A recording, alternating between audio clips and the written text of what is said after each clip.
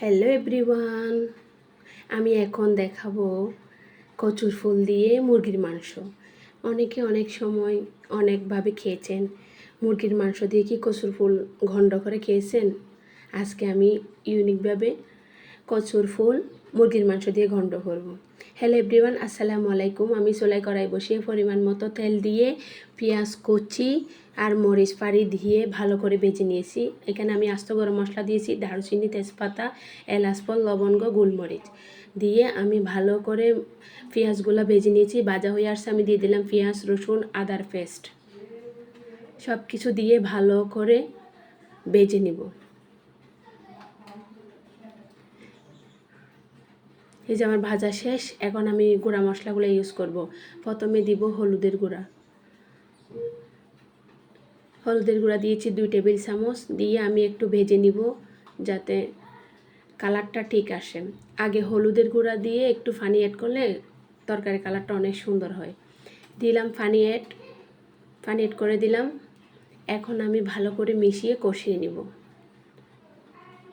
কষানো শেষ, দিলাম ধনিয়ার গুঁড়া, জিরার গুঁড়া দিয়ে আর একটু নেড়ে ছেড়ে কষিয়ে নিব। কষানো হয়ে আসলে আমি দিয়ে দিব কাঁচামরিচ। এই যে এখন দিয়ে দিলাম মুরগির মাংসগুলো। এখানে বেশিরভাগ হাড়ওয়ালা মুরগির মাংস। আমি ভালো করে মিশিয়ে কষিয়ে নেব।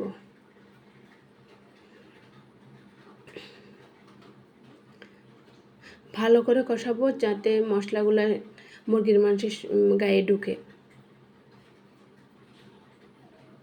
আমি ঢাকনা দিয়ে কিছুক্ষণ অপেক্ষা করব। কিছুক্ষণ পর ফিরে আসলাম, দেখি আমার মাংস প্রায় একদম সিদ্ধ হয়ে গেছে। আমি আর একটু নেড়ে চেড়ে ওই কচুর ফুল ঘন্টগুলা দিয়ে দিব।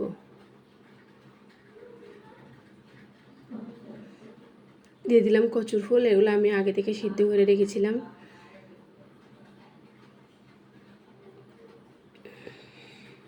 এখানে আমি সিদ্ধ করার সময় হলুদের গুঁড়া দিই নাই, এই জন্য কালার এরকম লাগতেছে। কারণ আমি মাংস কষানোর সময় হলুদের গুঁড়া ইউজ করব, এই জন্য এখানে দিই নাই। ঢাকনা দিয়ে দিছি, কিছুক্ষণ অপেক্ষা করব। যে দেখেন আমার কচুর ফুল ঘন্ট প্রায় 50% হয়ে গেছে, বাকি 50% নেড়ে চেড়ে আমি রান্না করে নেব।